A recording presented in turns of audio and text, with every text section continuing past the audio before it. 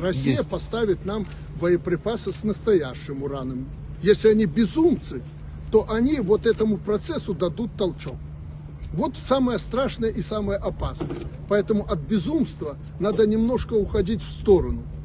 И потом, как только эти боеприпасы взорвутся на позициях войск России, вы увидите, ответ будет страшный.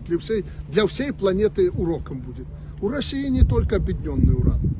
Вы это прекрасно знаете. Поэтому я думаю, что вот этот тренд в этой войне, в плане эскалации, и начинать не надо. Надо двигаться так, как Путин с Си Цзиньпином разговаривали, к мирному урегулированию.